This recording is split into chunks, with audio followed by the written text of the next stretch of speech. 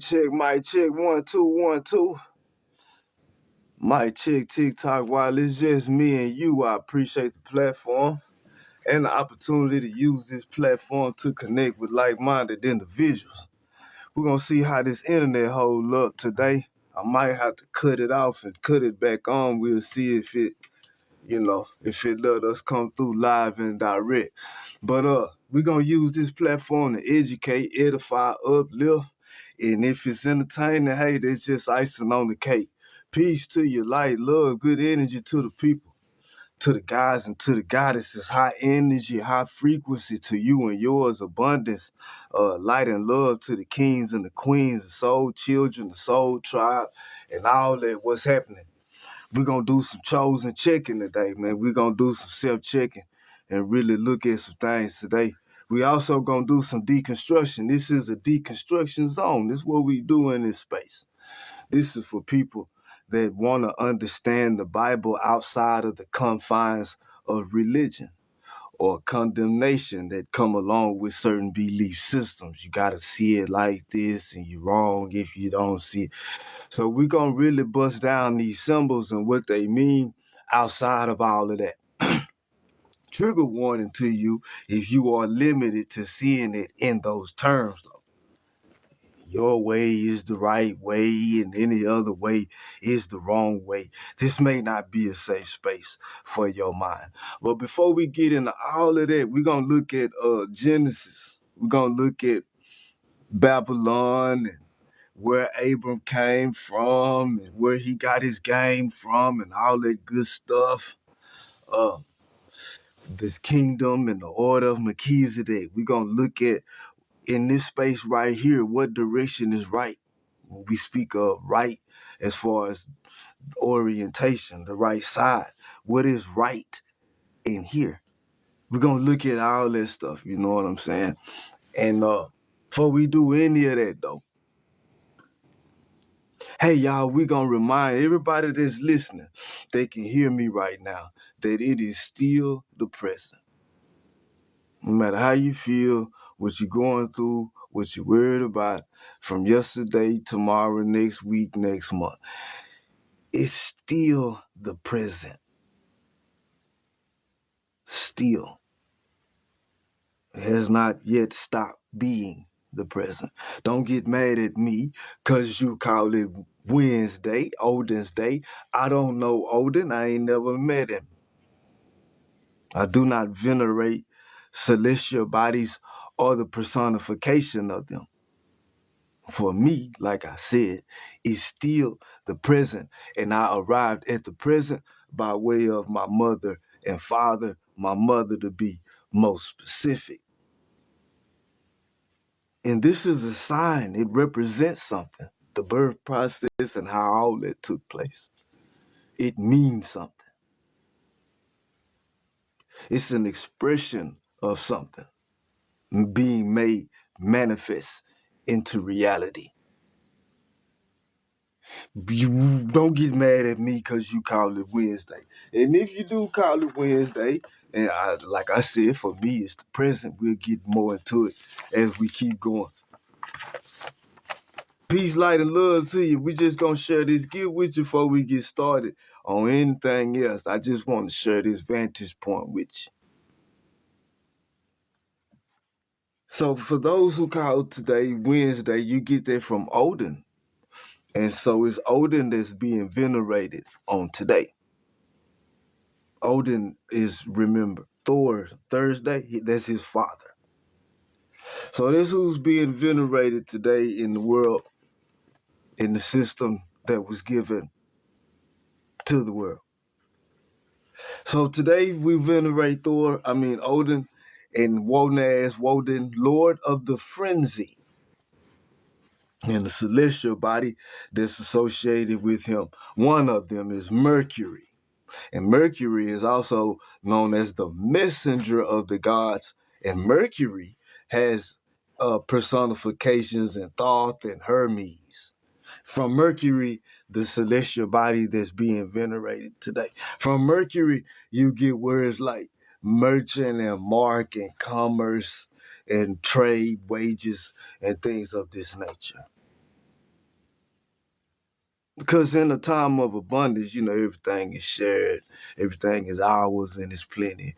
But under this other system, one cannot buy or sell, rich or poor, free or slave, unless you have a mark or the number of his name. But we'll take our time, hippie and deep spook for everything that they put in your face. And been putting in your face for a very long time. But back to the present though, my bad. So, because it's not a play on words for me, I choose to see the present as a gift. The experience of it. Because of the experience, not because of the spelling, but what we call a gift. So I received this present. I came into the present, not because I was so righteous or so holy or because I knew so much. I believed in the right doctrine. I said the right prayer on the right day in the right name. I performed the right ritual. To my knowledge, as me coming into the present had nothing to do with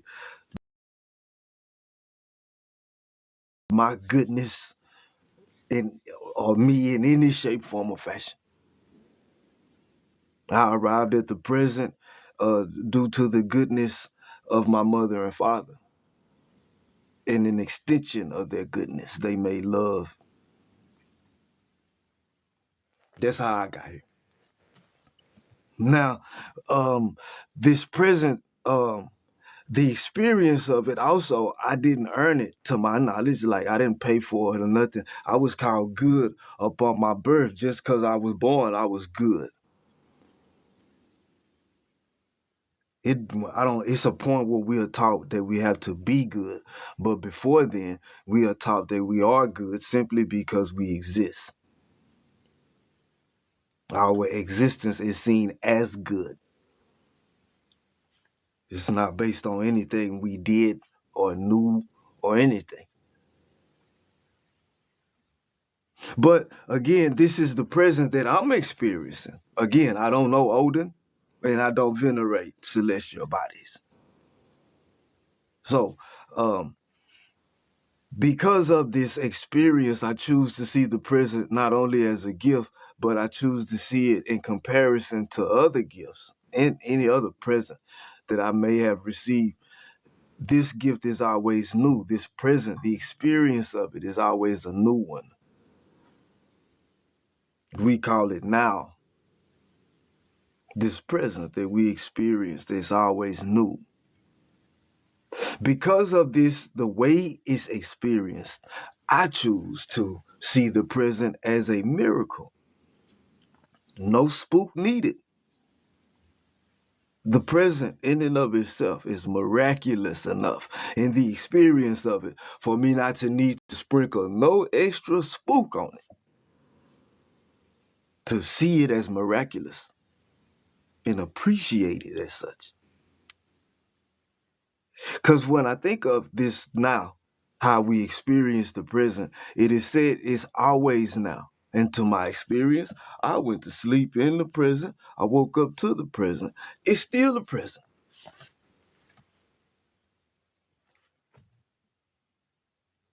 And it says always. That means we got to bring in forever into this conversation. And this is where we get into the metaphysical and the spiritual and the unseen when we start talking about forever. But it said of this experience and thus far, I can't deny it's always now. It's always the present. It haven't stopped. As far as the when of the present. Now the where of it is it just check the where out, man. Listen to this.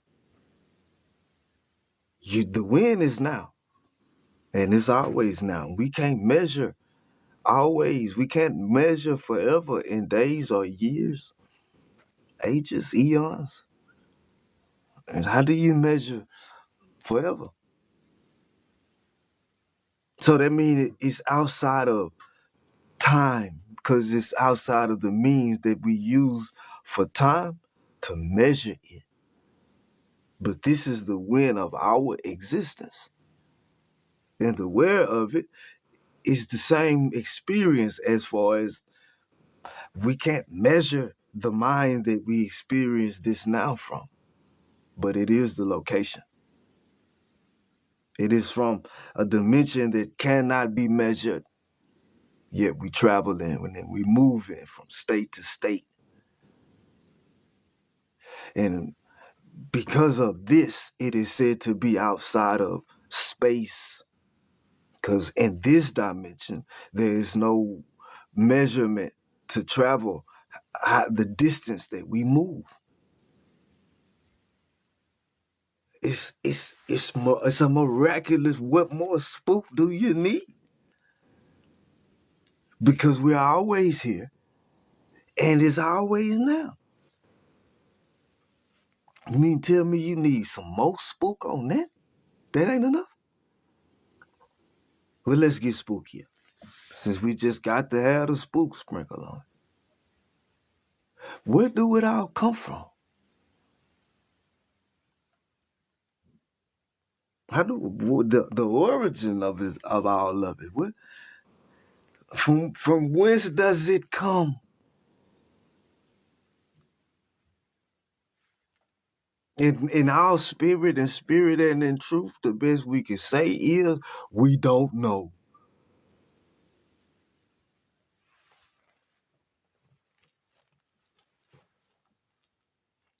Let's just keep it 100.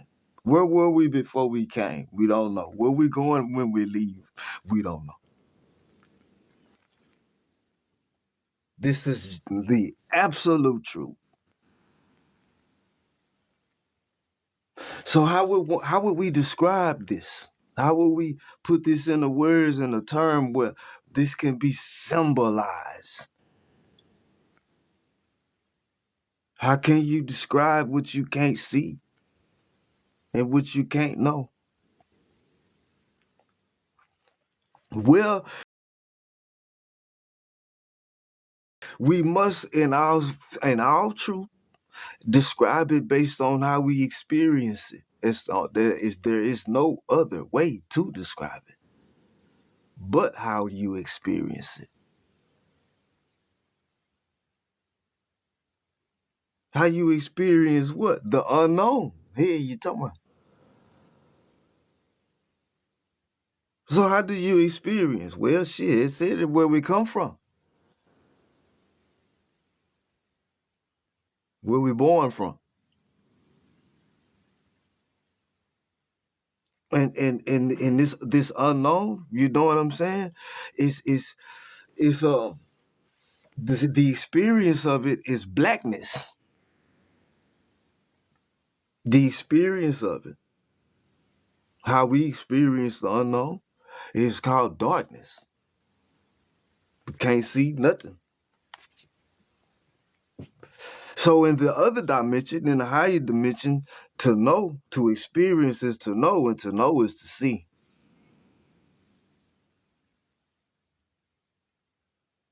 That's how you see what can't be seen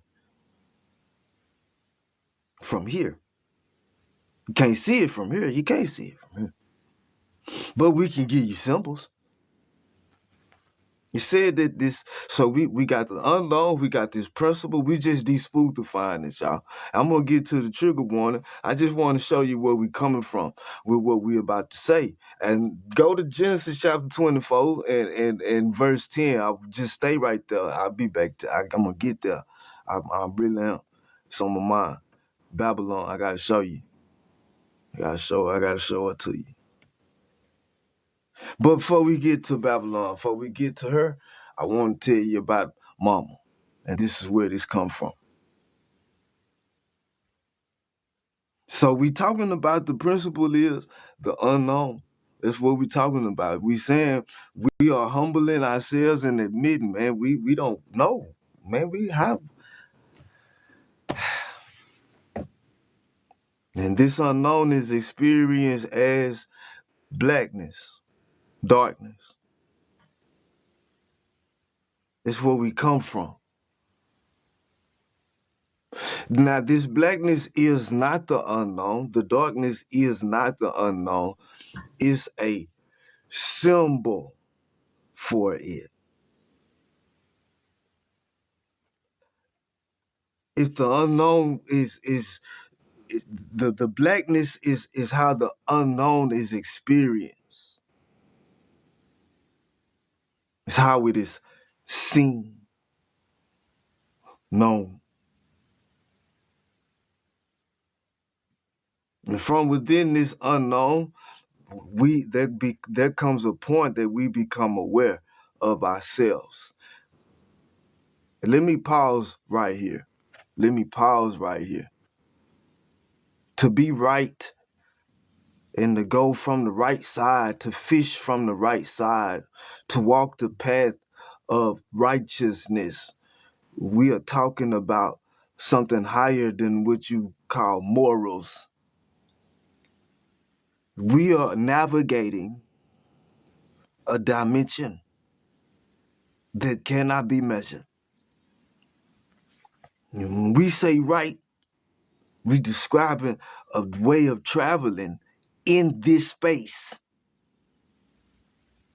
interdimensional travel. So when we say right, because it's a space that can't be measured, we talking about from what you know. That's coming from the right side, coming from what you know, reading from right to left, from what you know.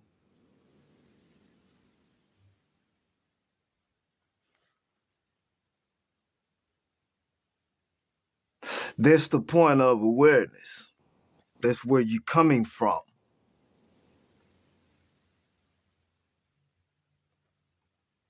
The point of awareness begins inside the womb with your eyes sealed. You don't know you in the womb. Fish, every time they make that circle in that bowl, they think it's their first time going around. You become aware of yourself, but it's in darkness that you do so. You come from the unknown. We're just saying we have to describe it how we experience. And so we saying we come from or out of the unknown, what we don't know. So the principle is the male part, and the symbol of that principle is the female part.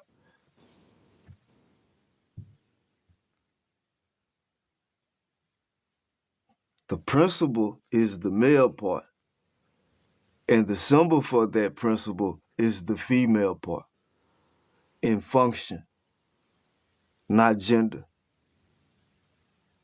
But we describing these principles because they can't be seen. We describing them by how we experiencing them. And when we do that, then to be born from something, to come from something, is to be described as a type of birth.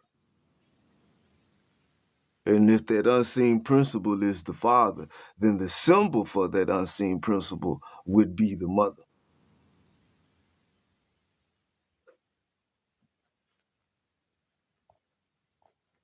From here, we part ways with the believers. Trigger warning to you if the term or title God is some kind of ghost, because you got in your book, God is a spirit. And so you interpret that to mean some kind of ghost, and you believe in God based on your, you understand God based on your belief and not its etymology or definition. This may not be a safe space for your mind. If Jesus is your Lord and Savior, and who you worship and praise and all of this, this may not be a safe space for your mind. If you think your interpretation of the Bible is the right one and any other interpretation is a private one, you don't understand that scripture. And also, if you're not a Catholic, this doesn't apply to you. And this may not be a safe space for your mind. Trigger warning to you if the expression of my culture outside of me singing or dancing or acting in a movie or telling a joke or rapping is offensive to you. meaning I can say shit, bitch, hoe, fuck in any other format than just conversing with my people or for entertainment purposes only. I will not confine the expression of my culture to entertainment purposes only. I will not. I won't do it. So with that understood, yeah, Big Mama in the house, y'all. Big Mama in the his now. Y'all know how this is where we coming from. We coming from divine wisdom. How else can you interpret divine knowledge? And wisdom is the application of knowledge. How can you leave her out? So with this understood, man, why I told you to look at hold on, man. I said we gotta do some chosen chicken, man. I gotta do some chosen chicken before we get started, man. Let's do some chosen chicken. So I see a lot of time we be kind of bent out of shape and sour about our peers and the people around us. Not accepting what we call the truth from us. And we be messed up about it, you know what I'm saying? And we don't understand why they reject it. And we don't understand, we see it as a rejecting of us. And I want to say, rightly so. We have to, let's look at this from a whole nother angle as we grow in our awakening. Because this is the difference between what the Christian doctrine says you do and how family operate. So let's check game. From their perspective, let's say I woke up when I was 30. Let's say you woke up, you was in your 30s and your 40s. Some people even in their 50s. And we woke up. But that means for 30, 40, 50 years, we was somebody else with and to these people. We presented people. We presented to them another self. We may have known deep down this really wasn't us. We had questions. We just moved to fit in, whatever it was. But yet and still, we were the ones who were in our true selves with them.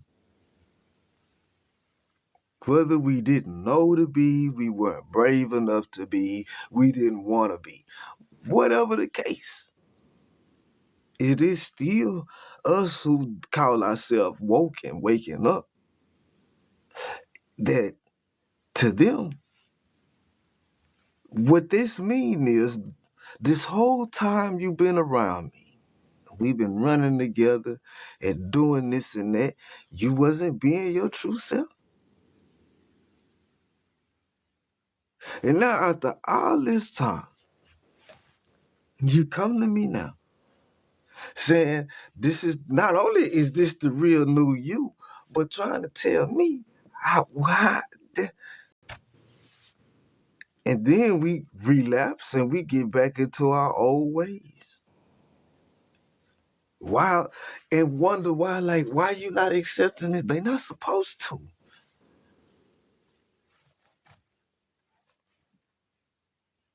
That's not necessarily the mission. It's a lesson, but it's not the mission. Because with this awakening and with the ascending in consciousness, we begin to learn that one awakens, fruit come out when it's the season for it. This the difference. This is why you have to turn away from the symbol, and so that you can see the light. Because the symbol got you cursing the fig tree. But it wasn't time for the fig tree to bear its fruit. What you look like cursing it? It's not its season. But one thing for sure, you cursing it might make sure it never reach it.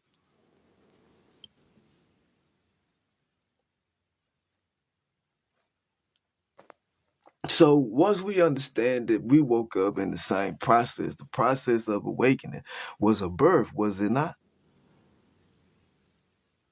It was a birth process, and it was like you was born again, and you a new you, but you really the old you that you always was, but you just it's the same soul, it's the same sun in the sky. It's not a different sun in the sky. It's not a different sun. You just call it day Wednesday.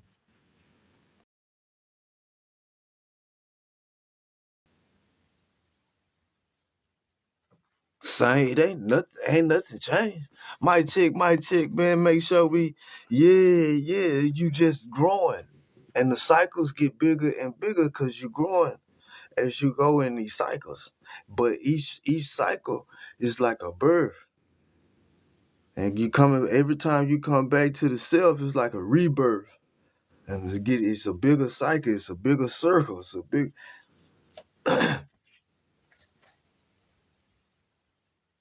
but it's always the same process. And what this unknown, right? Because the unknown, this principle, the symbol for it is mother or darkness or womb. Each trip around is like a birth. This 360-degree circle that you see behind her is symbolized in a birth. That's what it looked like.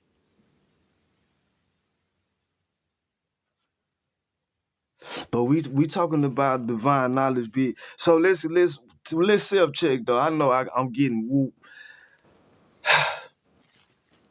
When we reach a certain level of awareness, we begin to understand that the people asleep that are asleep is because they are supposed to be.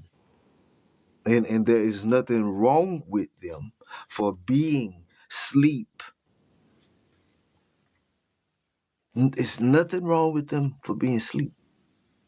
The problem is, you're not the only one that know. We not the only ones that know that they sleep. And we got some other people that know that they sleep, but they taking advantage of them. But they taking advantage of them. So what we gotta do is we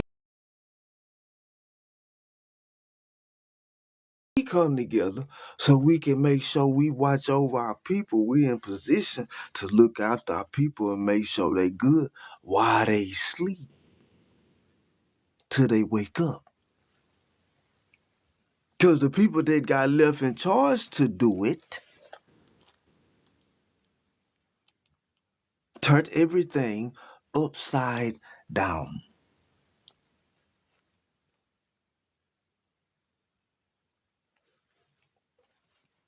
But they knew you was asleep. We know they sleep too. So we can't be mad at the sheep. We can't be mad at the people.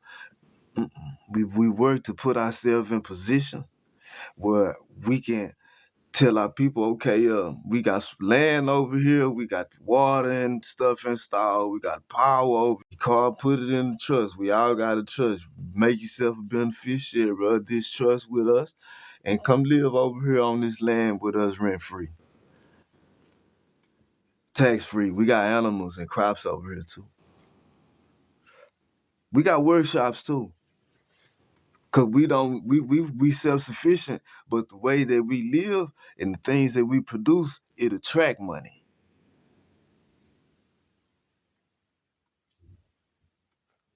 It bring value to wherever we are because of the way we move.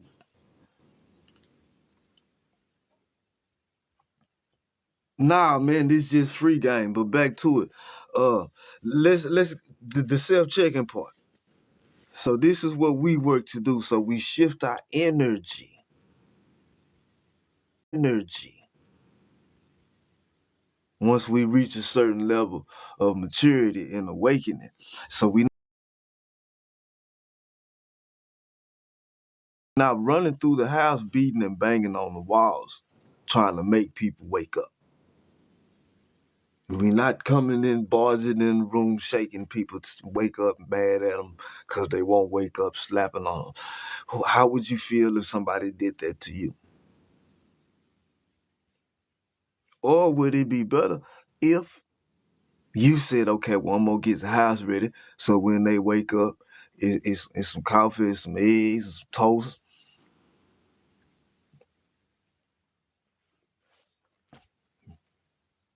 Mm-hmm. For when they wake up. This is how we shift our energy and grow from um, um, in our awakening process. This is a self-checking. This is chosen checking. We got to check ourselves and shift our energy towards building.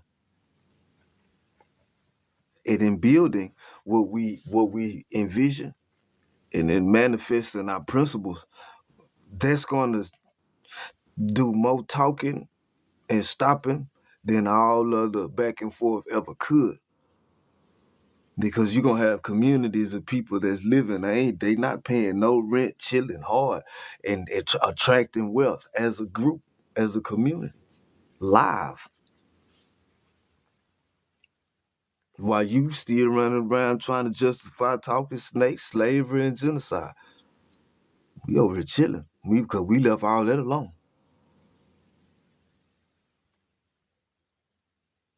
So it's a difference between the kingdom and the religion, because in the kingdom, you're born into it. It's a family tree. It's a family line. The religion, that have to do with your faith and your belief and your doctrine, and you got to have the right book and the right version of the book and all of that. But kingdom don't have nothing to do with none of that. The kingdom is said to be eternal, and so it's no beginning, no end. 360 degrees is how that would be symbolized. Look behind her.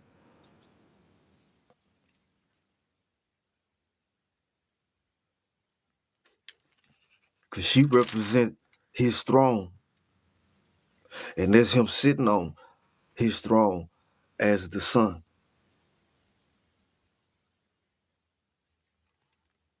So these are very, very high principles being put at you. So we looking at the order of Melchizedek with this thing, because I'm gonna speak to you in terms that you understand, to get these principles, to relay these principles to you. I'm gonna use these characters to relay these unseen principles. All right. So Melchizedek means king of righteousness. And remember, we talking about the kingdom. We looking at it from the kingdom. When we're talking about the kingdom, we're talking about the seat of authority. Because the seat of authority, that would be the throne. I need you to look at the picture and recognize what the seat of authority is. And while Melchizedek is not only a king, but a priest. I need you to really get this part of it, because it's gonna help you understand what happened.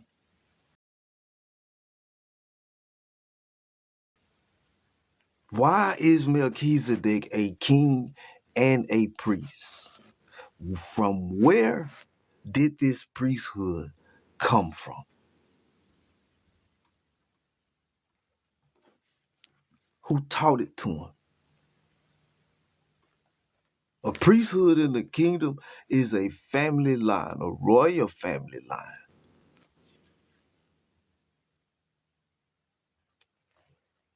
Where are they? They are in Canaan. They in the promised land. That's where they are. Canaan means land of purple, and Canaan means synchronicity. Remember, 360 degrees. Synchronicity. Divine knowledge.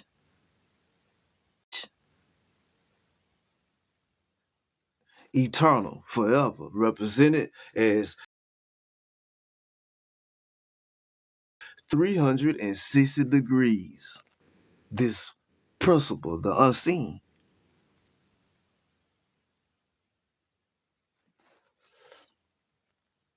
And in both pictures, you can see it. You can see this principle being represented in these pictures in order.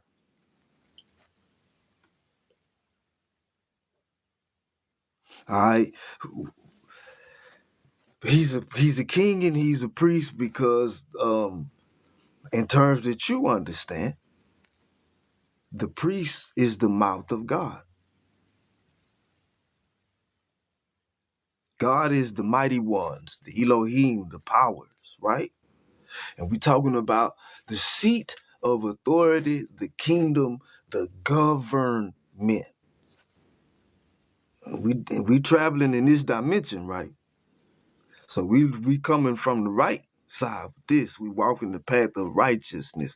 We coming from what we know. What do we know about this government that Melchizedek represents? The seat of authority. What do we know of it?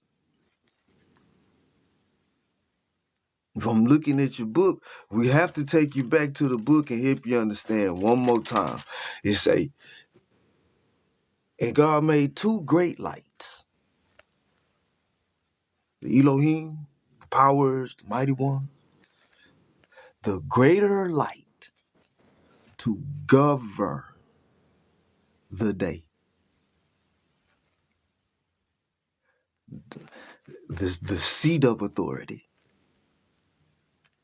is the greater light. Now you got the light, and the light is called good, because the baby is good. The light is the baby. The light is the son. That's the baby boy. It's called good. Like all babies are. It's called a day. And the greater light is to govern the seat of authority, the day. And if the day is the baby boy, the day is light, light is day, that's the one that's called good. And the greater light is to govern the day. Then what's the seat of authority? Who governs the day? Mama. That's why he in her lap. That's why he in her lap. Being taught, fed.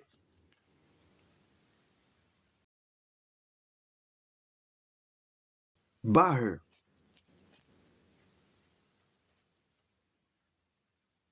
Are you following what the greater light is? The seat of authority, this government that Melchizedek represents? The type, where does it come from? Was the question. This kingdom that operate as a priesthood, where does it come from? So what it is said is, what we're saying is, from forever.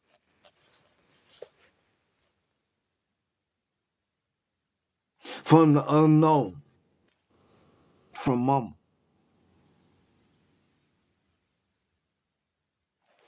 It come from in here. Okay, then where it come from? The knowledge and the understanding that you get from in here, where do it come from? Point me to it. Show me a picture of it. If you can make a better symbol for it.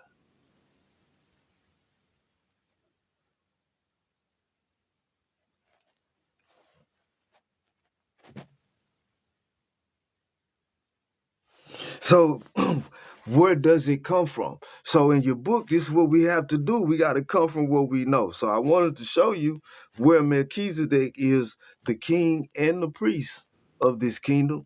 And it's called Salem. It's called peace. Salem means peace. Melchizedek is king of righteousness. And it say of him, not just a priest, it say of God Most High.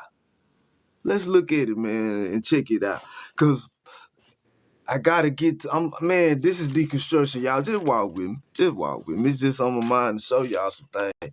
Why I said that you have to get the house ready for when they wake up. This is the process of doing so. Because they're going to want to know, well, what do it mean then? If it don't mean what Pastor Deacon Reverend such and such said it meant, what do it mean? All right, let's look at it. Look and see. I said, I want to show you what Melchizedek got going on and the difference between him and Abram. So, and I'm going to walk you down through. It's going to take you some deconstructing, but we got to do it. And please be patient. Nah, I don't want nobody on up here right now. We'll do that in a little bit. It's in 14, Genesis 14, and it's in verse 15. Then Melchizedek, verse 18, my bad. Then Melchizedek, king of Salem, brought bread and wine. He was priest of God Most High.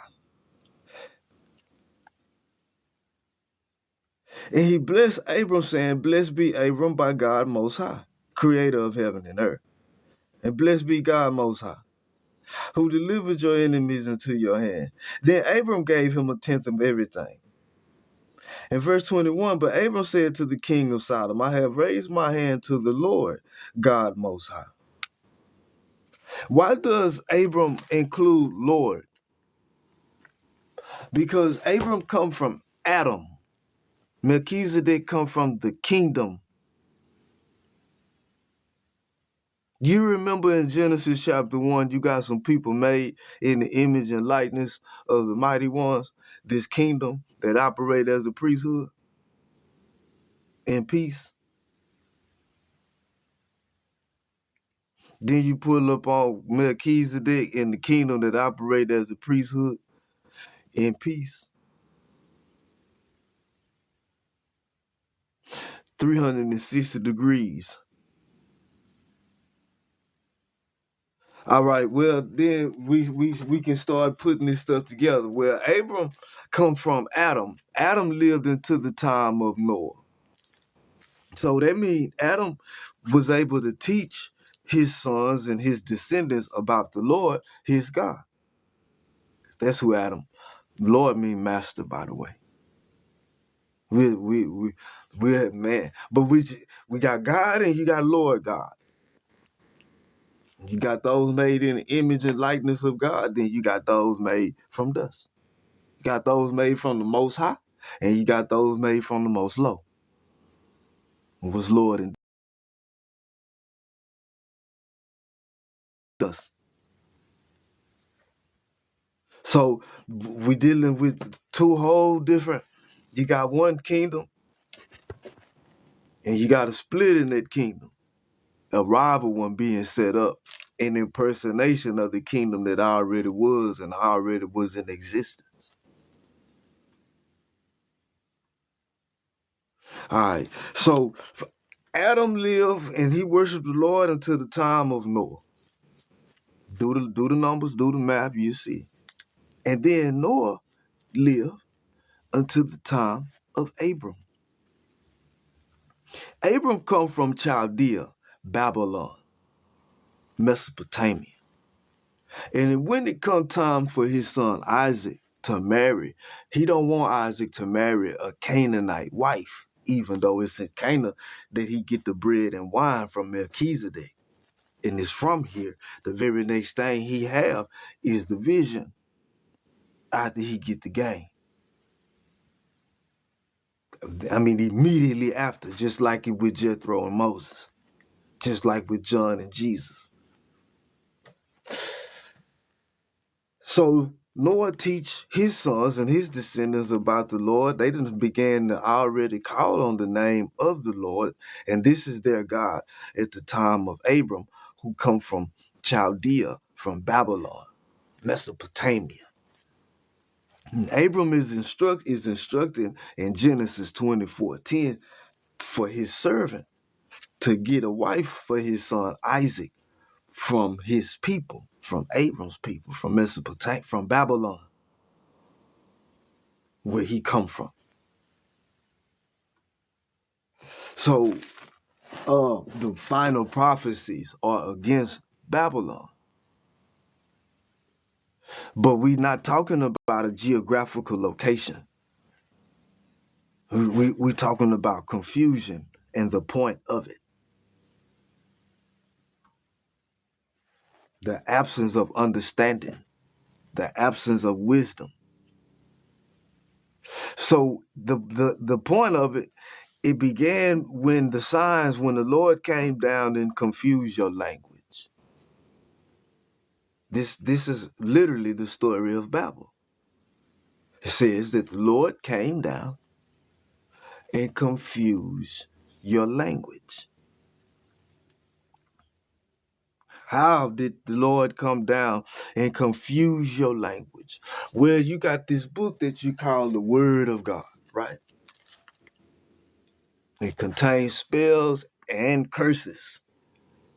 There's curses in it. But what if I told you there's another word, a higher word, and in it there are no curses? Not a one. Matter of fact, it ain't even no spells or alphabets. It requires none to read it. What would you say? Nothing spooky about it. When the servant is told to go to Mesopotamia in Genesis 24:10 to get a wife for Isaac, the servant is going to use a series of signs to determine who their wife should be. And this is based on him reading these signs. That's how it's going to go. But what he planned to see, what he was looking to see, came from here, and then it was seen from out here, not the other way around. But that's a sidetrack. To go get a wife, to get the daughter, that mean to go get the wisdom, to go get the understanding from Babylon. Babylon mean confusion, the point that your language got confused. It said of one of the attributes of the Christian God that God is not an author of confusion, meaning God does not create or produce confusion. But in other scriptures, you have God saying the very opposite. I bring you some chaos. I make evil. I make darkness.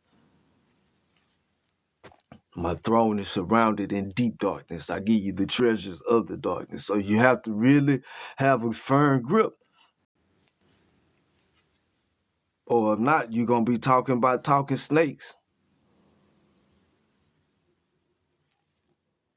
Mic check, make sure everybody see what I'm saying. So Abram is sending him to get this understanding. I want Isaac to have the understanding of my people that I came from. My people that worship the Lord, that worship the sun, moon, and stars, and the personification of them. This is at the point that your language got confused when you began to worship the sun, moon, and stars and the personification of them. This is at this point. And so this happened is described to you on the fourth day of creation. And the evidence of it is most Christians don't know the difference between the lights in the firmament, the greater light and the lesser light, and the sun, moon, and stars. They don't know the difference. And because of that, the reason for that is because you were taught to read spells. And you were taught that reading signs was evil or witchcraft. But if you understood your book, before you were given spells according to your book, even though it come in a spell, it said that you were given signs to read and that these signs were placed in the firmament. In your book, the firmament is called heaven. This is important that you understand because the stars are put, we know what we know is the stars are in the sky. We know this. This is why Melchizedek represent this kingdom, right?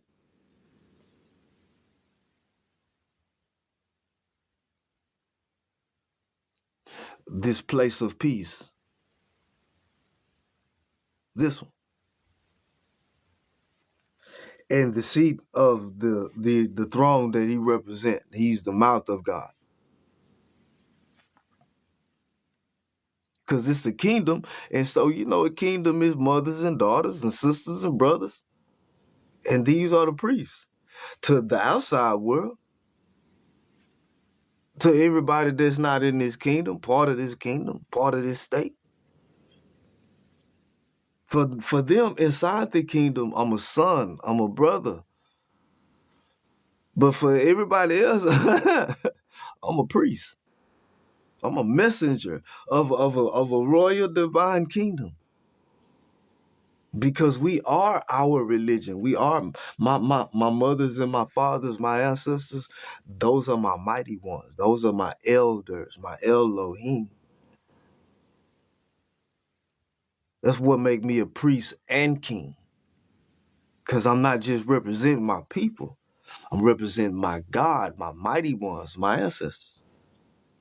And our culture, the way we move and we operate, that is our religion. It functions in peace. So we grow our kingdom by us coming to understanding, and your kids marrying my kids, and now our family just be extended and got bigger. Peace, marriage and childbirth, the wedding supper. This is how the kingdom spread. And the daughter that's being given in marriage represent the understanding between two peoples, two cultures, two nations that make them become a family once the daughter and son get married. Now we all a family. If the family is the kingdom just expanded in peace in Salem, in this state. This is the path of righteousness, coming from what you know and walking the path of righteousness, walking from what you know. You know what a kingdom is. You know, we talking about the seat of authority. You know a seat of authority, that's a throne, right? What you don't know is you a God. That's what you don't know.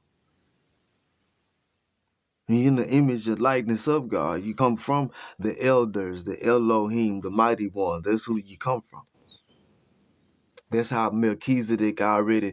See, the problem with it is the when we say eternity, we say we think it only happened after you die, and that's not reality. Eternity don't work like that. The concept, the principle of forever, it don't start at any time. As far as this concept of death, you're gonna have to talk to the Lord about that. But in the kingdom, ain't no death, it's rest. Ain't no death. And mother being the greater light is obvious because mama tell the son when to lay down and go to sleep and when to get up, when to rise and when to sit and when to rise.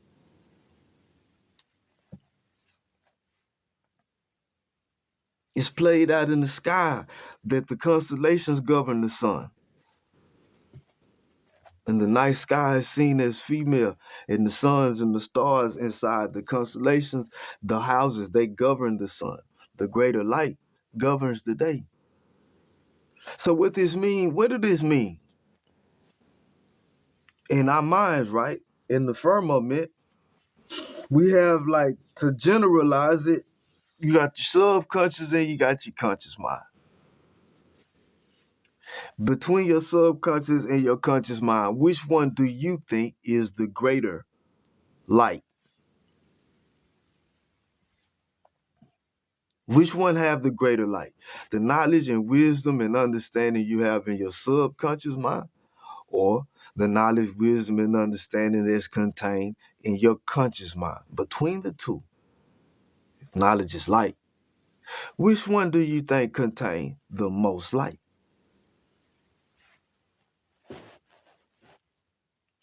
Mind you, your subconscious contain type of knowledge, wisdom, and understanding that we cannot put into words.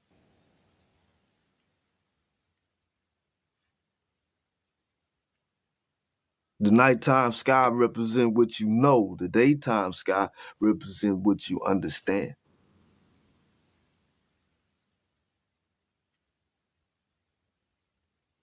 But you have to understand that that principle is female.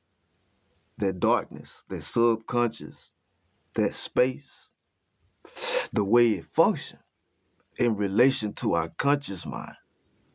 It is said that it gives birth to different types of consciousness. And this is how we experience that 360-degree circle as birth and rebirth in here.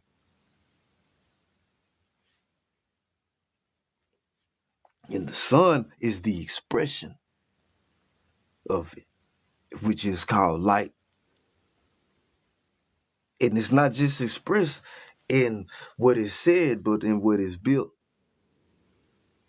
And the greatest thing of humanity that has ever been built in the history of humanity is the family unit.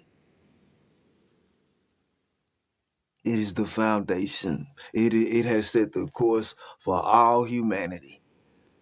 The family unit. Don't get mad at me because you don't think it's a divine concept. That it came from a higher divine space to put it together. When you look at the difference between a royal divine family line that make and procreate on purpose, and their origin story is self-contained, and they describe where they come from, and baby mamas and baby daddies. People don't know who their ancestors are, where they come from.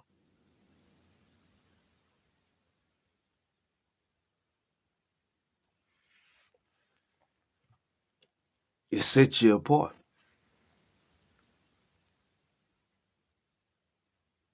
Yeah, it sets you apart. But so I wanted to help y'all understand this Mesopotamian connection, why he's sending a servant to go back to uh Babylon to get a wife for Isaac. Because that's where he come from with his game. The worship of the sun, moon, and stars. That's the taking. See, you got the greater light inside of you. And them stars in the night sky, your ancestors go deeper.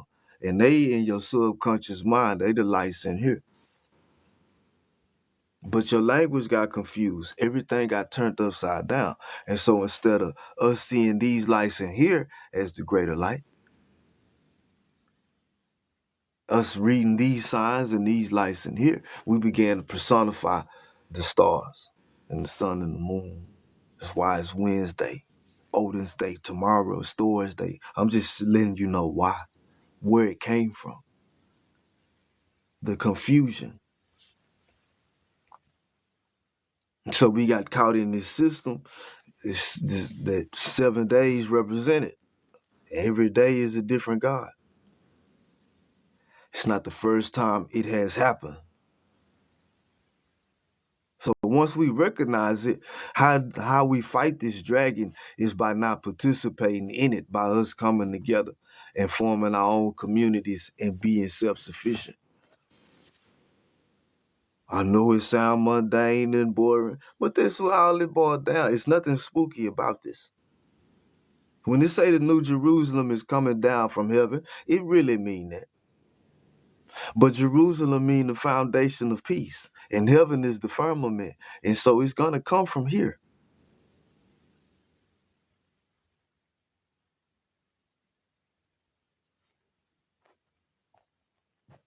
It's how it always happens. It always come like that. Ain't no other way for it to come.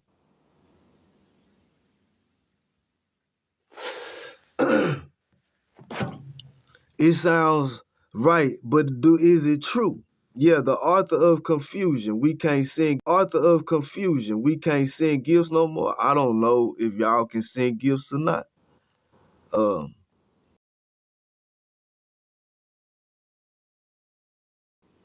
man, I don't never really check it. You know what I'm saying? Uh, I just, hey man, listen, y'all. We just sharing our gifts with each other. We're not gatekeeping it. You know what I'm saying? It's not for we're not gatekeeping none of the info. What we do is we look for people, like-minded individuals to move and shake with us.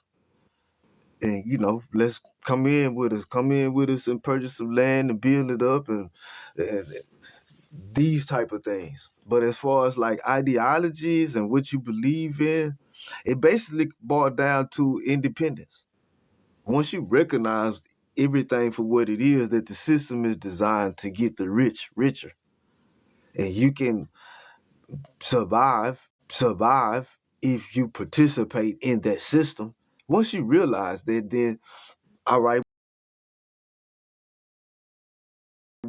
we have to put ourselves in position where we not dependent on that system.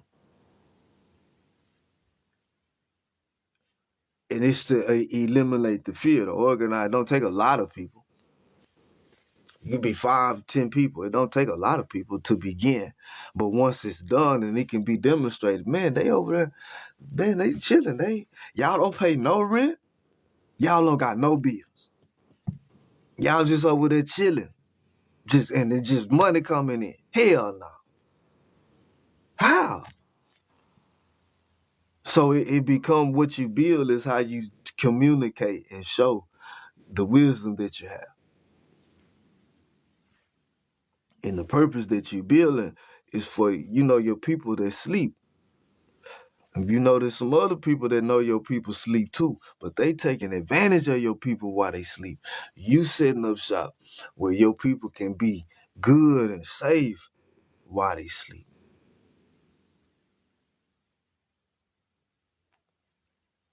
That's the difference.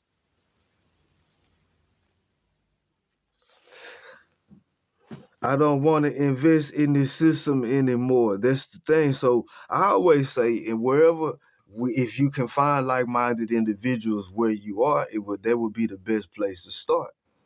But what's always said is, this new you that you've become is a fake, phony, false you to the people that know you.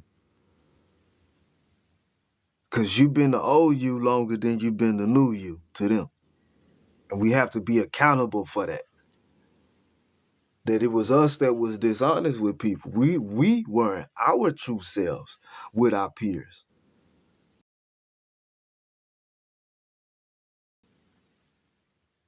Well, the other way around. They was being exactly who and what they were and what they are. It was us who wasn't being our whole self with them. Then to turn around and be upset with them because they don't accept. Okay, now I'm being my whole self. This for whatever reason we chose or couldn't be. That's not their problem.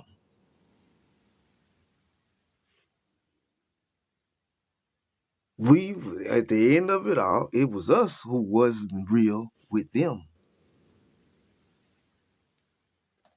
Then we get the courage, we get the knowledge to understand, and I always stand on authenticity, and we present this to them. We expect to be welcomed with open arms, and the reality don't work like that.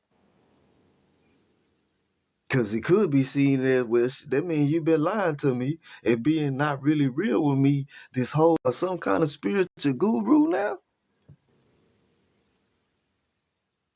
I'm supposed to listen to you? No, we shouldn't even expect it. If we was to be 100 with about the situation, we shouldn't even expect them to. We will self-correct, we will self-check, and get about the business of demonstrating to our people what we woken up to, and we tell them that way. Instead of me just telling, hey man, let us show you by the community we built and the way we live what we mean.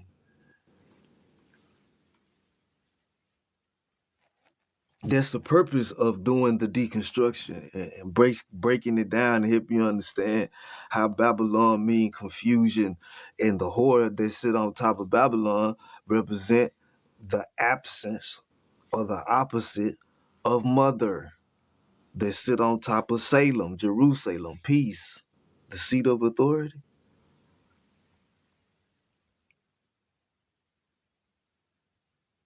Because in confusion, you got the mother sitting on top of the beast. In the kingdom, you got the baby, you got God sitting on this throne, mother, and this is how it's supposed to go. The mother is the seat of authority, but confusion turn everything upside down.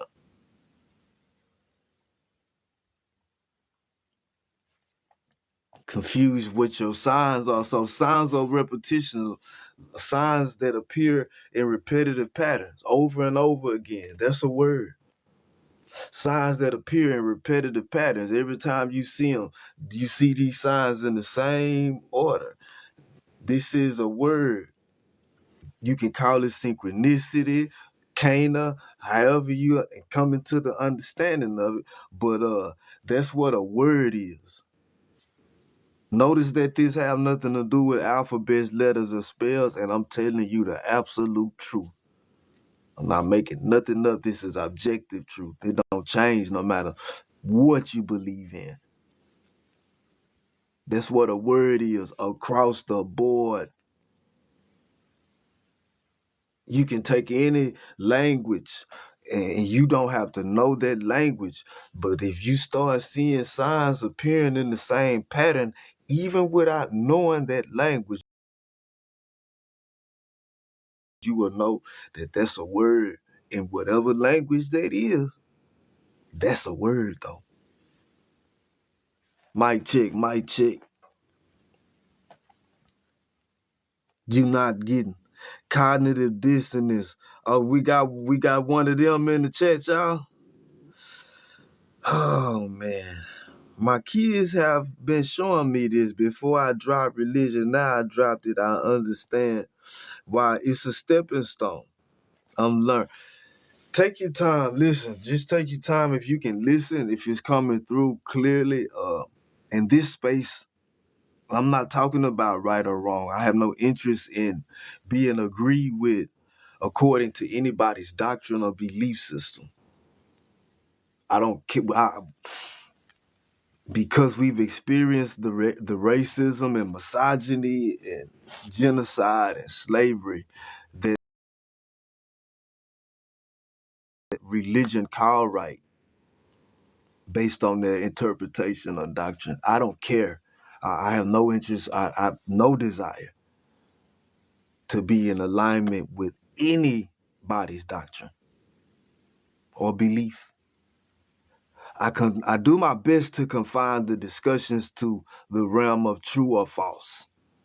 And if it can be demonstrated with that what I'm saying is false, that's one thing.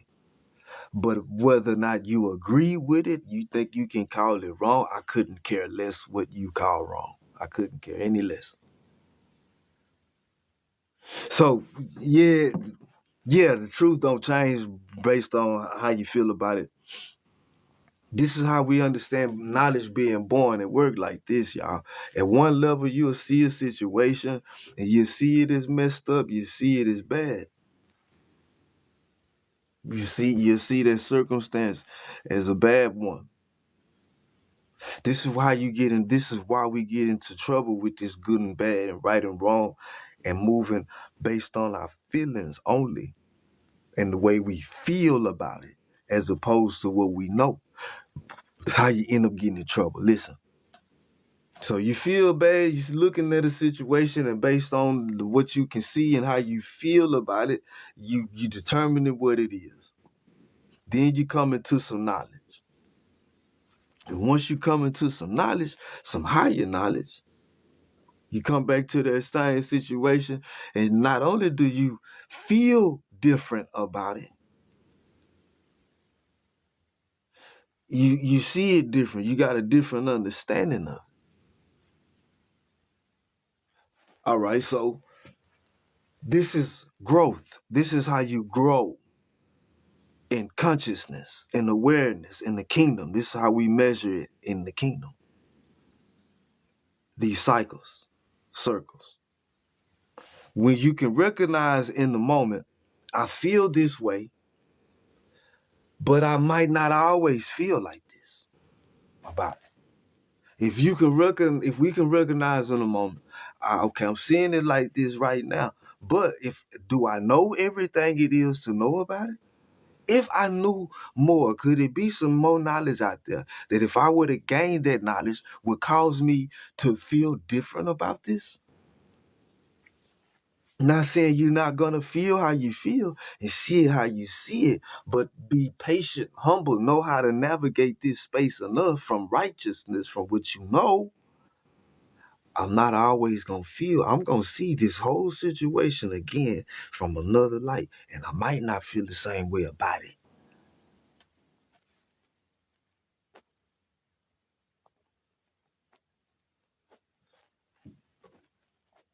It'll temper my response when I come back to it, and I looked at how I responded the first time, and I came back to the exact same moment, and I'm looking at how I responded. I'm like, oh, okay. So the next time I come into this type, I should respond. But I learned by going through a cycle, a circle. Being born, a circle is female. It's the titty being fed. I learned. I had to go 360 degrees from where I was. See it again, though.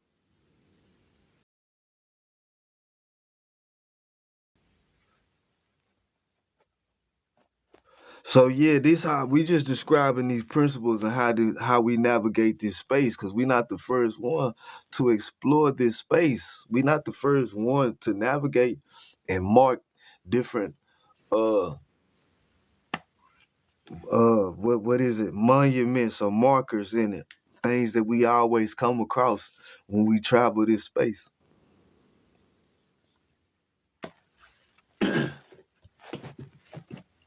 What's happening? What's happening? We are all from one divine creator. The fact the world is against each other is sad, but it is his. I'm just taking the spook off. When we say divine, that means, all right, let's go back to the basics.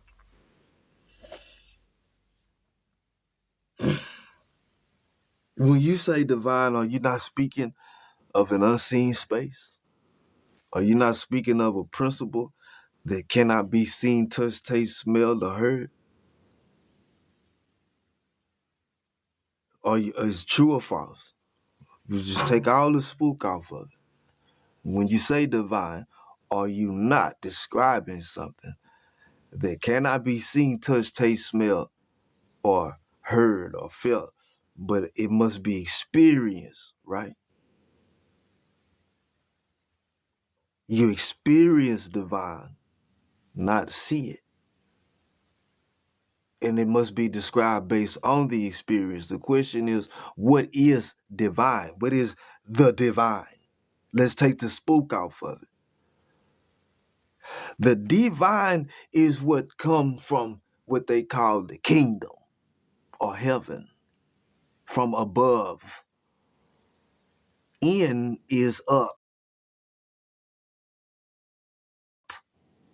So if it came from in here, from up here, from heaven, from the kingdom of heaven, which is in you, that's why in is up. This is how we navigate this space towards the throne, the seat of it. But because in is up, that means what comes from this space is considered divine or heavenly or from the heavens or from the unknown what must only be described by experience. So when it comes from the divine, right, we talking divine, which is inner, upper knowledge, all right? And this divine inner, upper knowledge being applied, and the application of it is called wisdom, divine wisdom, or mother. The divine knowledge is the Father. It's nothing spooky about these principles. They just represent what you don't see with your eyes that you experience, and to experience is to know, and to know is to see.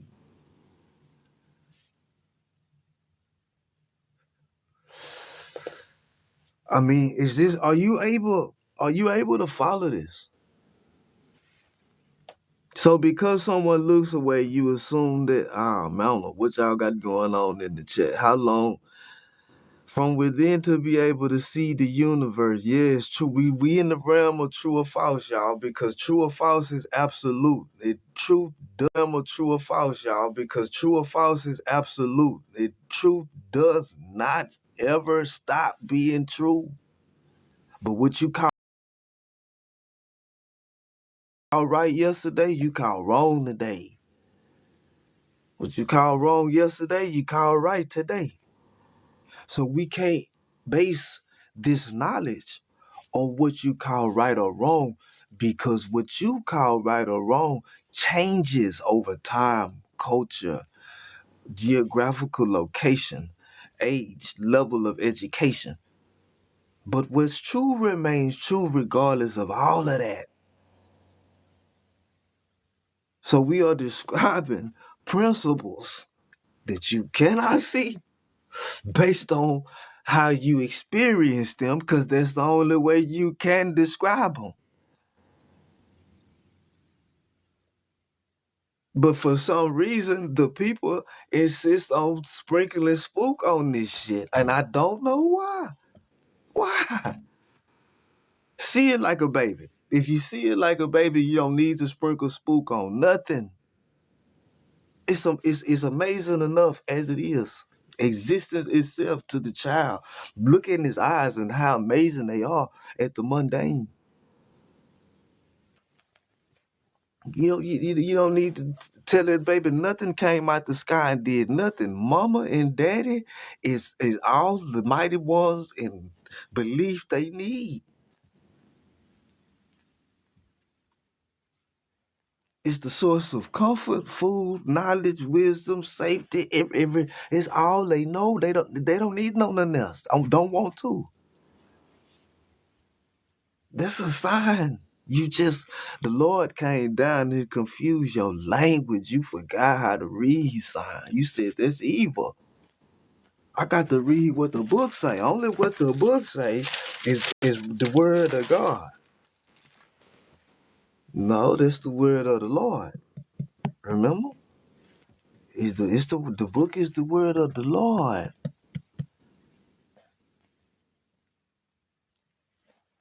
The word of the mighty ones is a living word. That's you. You know how you have personifications of the sun, moon, and stars? Well, you know those lights in the firmament? We are the personification of those. This is how and why it is said of us, we are in the likeness and image of the Most High. Because knowledge, wisdom, and understanding is light, and we have it from within. Because you have some among you that can only get it from you. They can only get it from you, the mouth of God, the mouth of the mighty ones. Or if it's written down in the book or a script, it's the only way they can get it. They have to get it from you. So the Christians don't understand what John's message was and who John was, because they don't understand who Jethro was, because they don't understand who Melchizedek was. So I'm going to share with you, if you're still listening at this point, if you've never heard it before, I'm going to share with you a mystery, my story. I'm going to share with you what John's message was. It's in your face, but the mystery is how you were taught it, the perception. So we're going to turn it back right side up so you can understand John's message. John is in the wilderness. John is a priest. John has a message. When you come to John in the wilderness, John in the wilderness, he doing his thing. He talking to the people. Yeah. He busting it down. He baptizing them with this game, just soaking them, just boom, pouring it on them, right? And then here you come. He see you coming in the distance. You pull up on the crowd. And as you come, he look at you and say, "Behold, the Lamb of God that come to take away the sin of the world." This is what he say to you as you approach him in the crowd while he's teaching. Because this is his message to everybody they come. His message is who you are. It's a difference because the other ones, their message was who they were. And they really wanted you to understand and believe who they were. But the other side of the story is John was teaching and he taught Jesus who he was. And out of the crowd, Jesus believed it.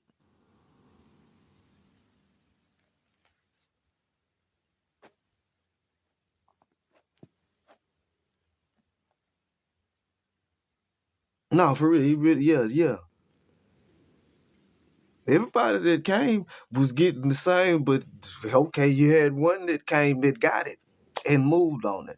And the story tell you what happened to him, because it's politics as usual, and it is a political agenda being put in your face. We just got through with it being put back in your face. They call it MLK Day this time, because it's always now, baby. Martin Luther King started talking about getting some land. Remember? Remember?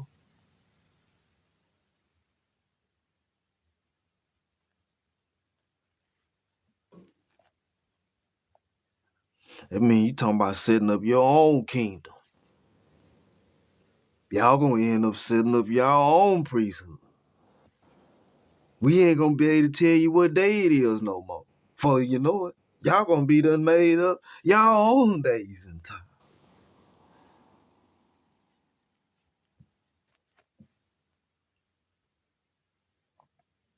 We let you own and control too much land. Ain't no telling what you'll start thinking to do for yourself. You might think you can tell yourself what time it is.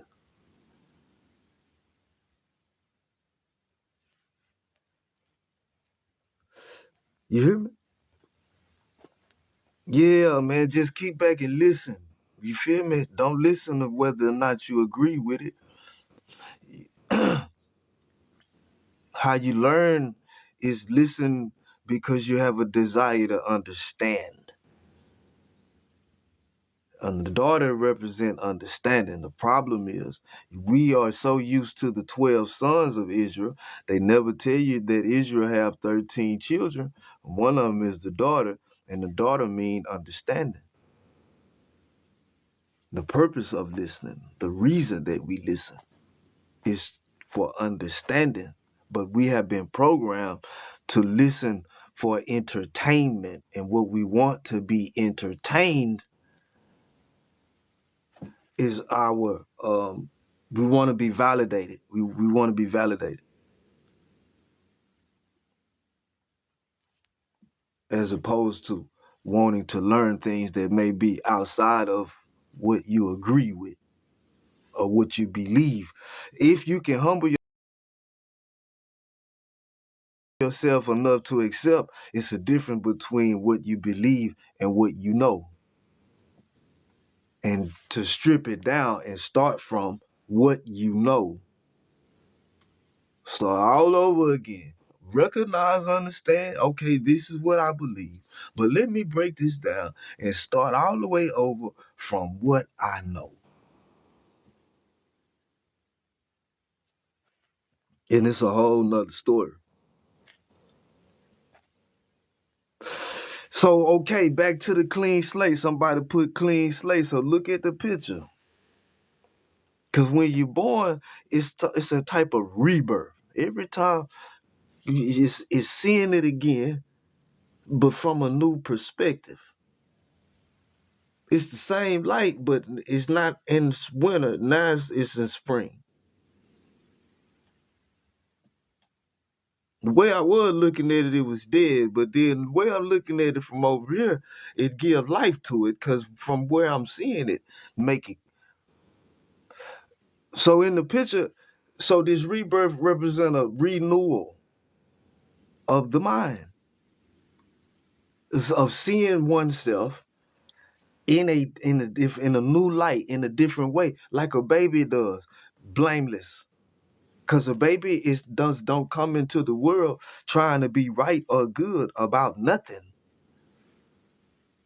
The baby is think about the difference between how the baby come in and being taught and seen and looked at as good, and how different that is from being taught to be good.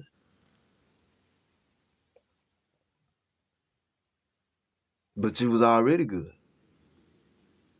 You came in good, very good, very good. And now you taught to be good. Based on what? Because what I know is when I came in good, everybody agreed.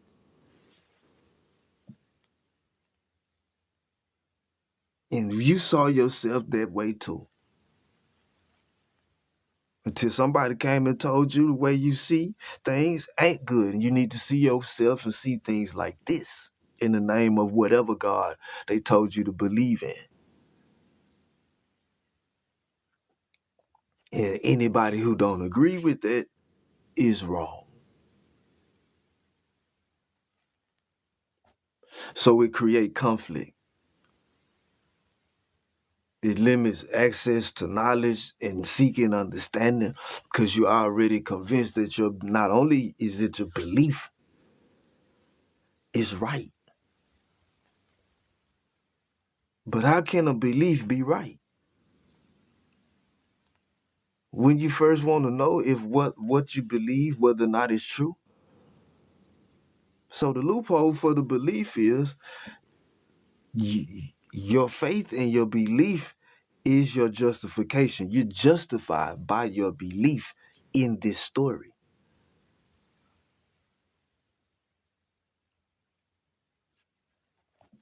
It's a real slick game. Your belief in this story right here is what justifies you according to their doctrine, but according to mother, according to nature, according to reality.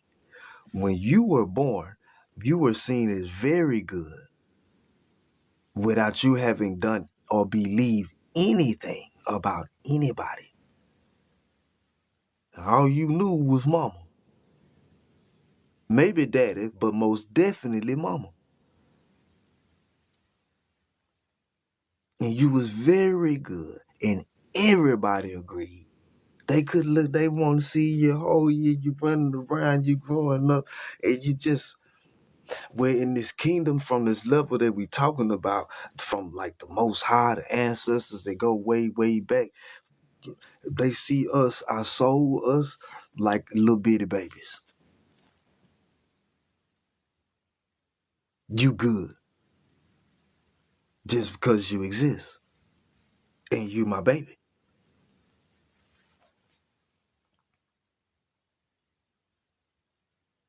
Because you my child, you don't have a go-between. You are the go-between for those that's not my child.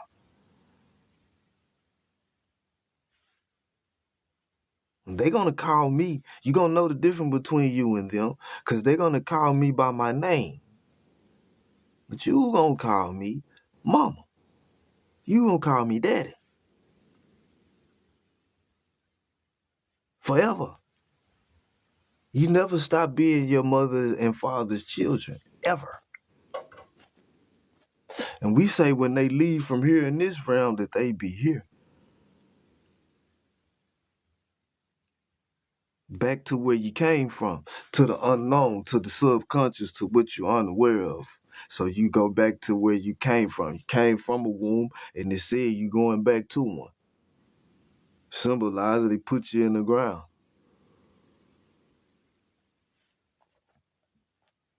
You lose consciousness. Back to you ascend, though, to the subconsciousness, the unconsciousness, the unknown that you came from. The womb that you came from. To be born again. Because that's how 360 degrees or forever look like.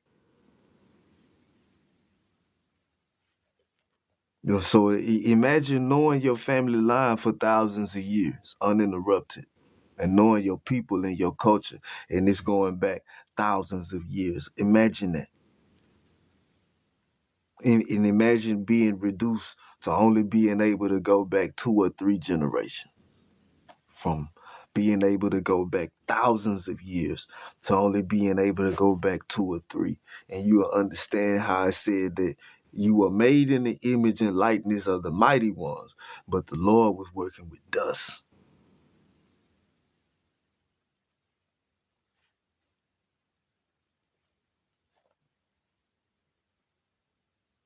Because something had been reduced to dust. Because dust represented the deterioration, the dead, not the living.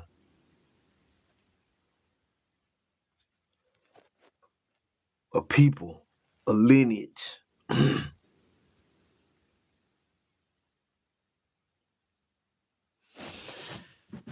Existence since before the formation. Yeah, that's what the book of Isaiah, great job. Now, this is what I needed already. Thank you for what you're doing. Thank you for listening and encouraging. I appreciate it. They might cut this live off. They usually do at some point. They've been getting better at it. I will admit that. It haven't cut out the last few times since we came back. But before then, it would regularly cut off at certain points or freeze up. So, hey, man, we just rocking and, rolling with the punches. Appreciate everybody looking, listening, following. Anybody have questions or comments about what's being said, you welcome to join the panel. I can put it on the panel where you can get up and comment. Just know, if you coming with anything spooky, I'm pushing back on all spookism in all shape, form, or fashion, and I'm bringing it back to the womb.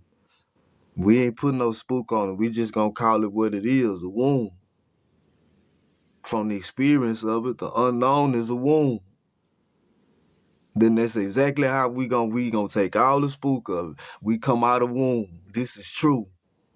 All the way across the board, from the most high levels to the lowest of it. If you want to sprinkle spook on it or try to, I'm pushing back with my whole heart and all my might. So just be warned. It's been freezing on and off for a while, haven't y'all? It been appreciate you telling me, because that's what I was wondering. That means it's time for me to get on off of it. I would go in on I don't know what you mean. But if it freeze, that just means something was said that was so loud that you can just marinate on it till it unfreeze, or scroll out and scroll back. But tap the screen when it's good so I know it's not freezing. But I'm looking if it's any comments I missed or anybody said something and I probably ignored it. I know I probably came across some believers, stepped on some toes with the greater light that governs the day being mother. Anybody want me to demonstrate how this is from the Bible, not from me pulling it out my ass. I'm happy to show you exactly where I got it from, and you can test it and then tell your pastor, preacher, I said, come get Edmund. And yeah. Yeah, but he heard what we needed. Yeah, please show, brother. The men are waking us up. So Sage, Lauren, this is for you. I said that the greater light that governs the day is the mother. And you said for me to show in the Bible how that's so. So get your Bible, and in Genesis chapter 1, it say, let there be light. Now, this light is not the sun, it's not the moon, it's not the stars. Sun, moon, or stars is not spoken of until the fourth day of the creation narrative. So you must understand first what this light is, because it is called good and it is called day upon its creation. It's not called good because anything it did or said or nothing. It was called good and it was called day, this light. That's not the sun, moon, or stars. So the contention is, what is this light? That light, as far as how it's described, is knowledge, wisdom, and understanding of the kingdom. That's light of I am. This is the light of the kingdom. Everything that's being created is being created from this kingdom that's already in existence, already ancient of days at the time of let there be light. And we not talking about the sun, moon, or stars. This kingdom. And before you get to the light, the darkness is spoken of. And the light is divided from the darkness. The darkness is not called bad or evil. It's called night. And again, just like the light, we're not talking about nothing you can see, touch, taste, smell, or hear with your eyes, what this light and what this darkness is. We're not talking about that. But is the light comes from this darkness divided from it. What is the light? The light is what we call soul. Light literally means soul. Soul is knowledge, wisdom, and understanding of I am, who and what you are, and the knowledge, wisdom, and understanding of that. That's called your soul. And the process of this soul coming into being is just like everything else, is born. And the darkness that it came from is a womb. And it's called light because it's the expression of divine knowledge, wisdom, and understanding. This is what the light is. You got to understand the source of what's being said. It's a priest talking. Remember? A priest talking to Moses. The mouth of God. He got it from the mouth of God. It's a priest telling the story. And it's demonstrating that it's a difference between the light and the sun, moon, and stars. And the light is soul, and souls are measured in growth, light, knowledge, wisdom, and understanding. And the expression of it is measured in how it grows, not in time. So the light is called day and good. Now on the fourth day in the narrative, the lights, because that's how souls grow into souls. That's how it works. Soul, knowledge, wisdom, and understanding is like a seed, and it grows and bear fruit. So now you got lights in the firmament, and then you got a greater light to govern the day. Now the day, remember, the light is called day, and you have a greater light to govern this day, this light. And if the light is the sun, the soul, the baby, the child of the kingdom, this kingdom of light, it made in the image and likeness. If the child is the baby, called good, and that might be why it's called good, like babies are, and it's called day. But what would be the greater light that governs the baby? If the baby is the light, we got the light, and light is the day. Now we have a greater light that governs the day, that governs the light. What's that? If the light is the sun, the baby boy, the child, well, the greater light that governs, and I'm focusing on this governing on purpose. That's mama. See, mama represents the seat of the throne in Proverbs chapter 8. When she say, by me, kings rule and princes give laws that are just. By me. See, the throne represents the seat of authority, the government. And the greater light, mother, governs the seat of authority, the day. And the day, that's the lesser light that governs the darkness. That's why he ruled with an iron scepter, because he ruling over those that don't have no knowledge, wisdom, or understanding.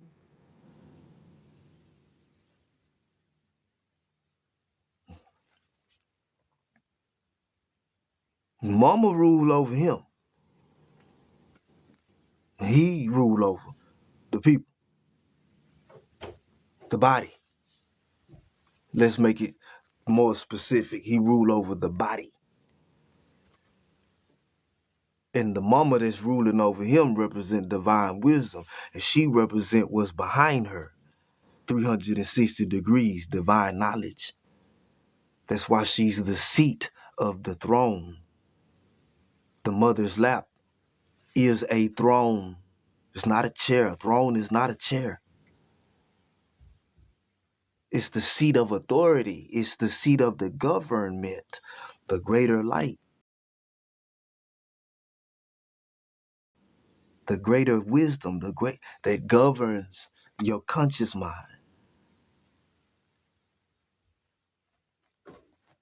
So I'm taking my time. It's just not the way you was given, because you got taught this information from a patriarchy.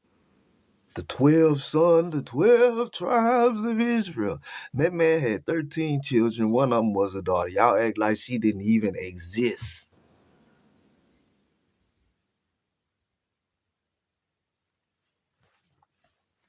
It's that sad. They go so far not to include nothing feminine,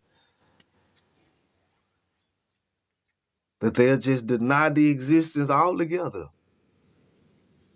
Just, oh, nah, ain't no mother. It's a ghost. What? It's a ghost. What you think the us is? What you think the greater light? So what you thought the seat of the throne was? A chair? You all this time you've been thinking when it say God in this throne, you've been thinking it meant a chair, didn't you? Yes, you did. Yes, you did. You've been thinking it meant a chair.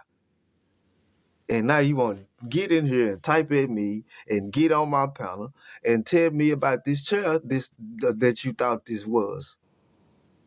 Because you don't understand what it symbolized. It symbolized the seat of authority or government. And then your book show you way in chapter 1 what that was. What your government and the seat of it is. You replaced it with your system. as your sky daddy, whatever you got going. I don't know, but you replaced it.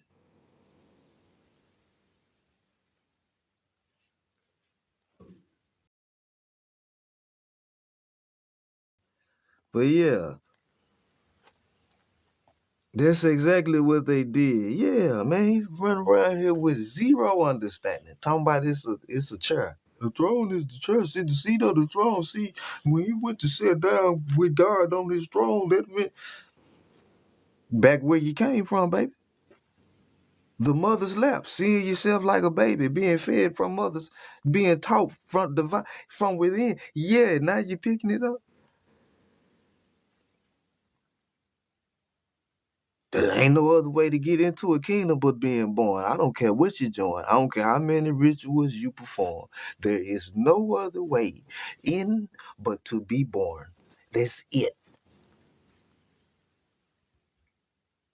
You tell your pastor I said, come out, let me.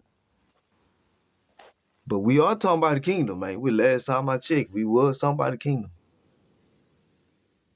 Now, who turned it into a religious belief and denominations and sprinkle ghosts on it? You might want to look at the picture and see how you got it and how it came to you. But they just took something that came to them and turned it upside down. They removed the wisdom, divine wisdom from it, or they removed the mother. So when they give it to you, ain't no mother. Because also the mother represent your origin, right? So your origin story and of your culture is said to be the wisdom of your culture. It's said to be contained in its origin story, the symbols that's used to describe it. And so they can't tell you about your origins, your mother, for that reason. They don't want you to know your origins. They want you, for them, for their purposes, you are a slave and you always been one. Because you was cursed to be one, by the way. In the name of the Lord, hey man, listen. So for them, it worked best that you see yourself like that. So they have to tell you where you came from. You can't tell yourself where you came from. You going to hell. So they get to tell you that you came from Adam and Noah. Fuck you mean? Fuck your ancestors. You came from people we say you came from. How about that? In the name of Jesus. Because once you accept Jesus, then you accept Jesus' lineage, and this is how your reality, whatever your culture and your ancestors venerated and recognized, that's all pagan now. Yeah, you got to eat the crackers and drink the juice in the name of Jesus from now on, and rememorize Jesus' ancestors. Knowing your ancestors ain't gonna get you in heaven, remember? But believing in Jesus' story is what justifies you and gonna get you in. Yeah, and put some Holy Ghost on it. Here, there you go. You don't need to know where you came from. What that got to do with your soul salvation, right?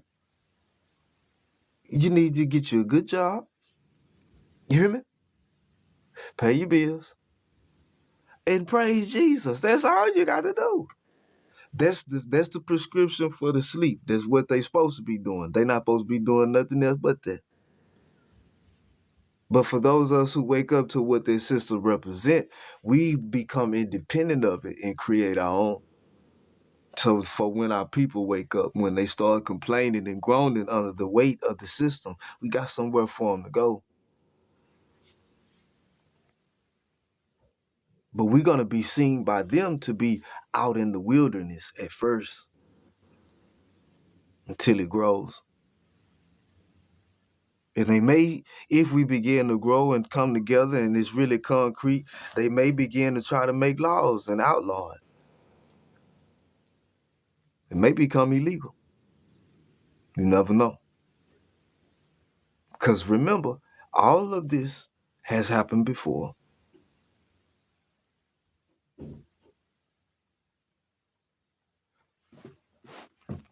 Anybody got questions, comments about what's being, you speaking nothing but the truth. Our origin is our divine mother. And this in their face, they know it. They know that.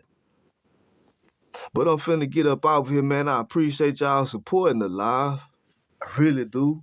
Shout out to Medusa, cause she been behind the scenes, making sure that it keep going and it grow, and we put it down. So yeah, we gonna put it down like it's supposed to be. As far as the YouTube goes, I'm just posting now that I got access to it. Man, we just letting this stuff marinate.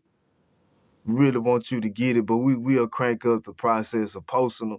I see a few more people been looking at them. You can subscribe to the channel. I think the link in my bio. I'm not in front of you trying to be right or good. I make no claim to be right or good according to nobody. I'm telling you the truth though. Outside of me being my whole self and nothing but myself, I hold myself to no other obligation. But as far as the truth goes, if I'm lying, show me where I'm lying. Other than that, hey man, y'all know how we rocking. And y'all know how we rocking.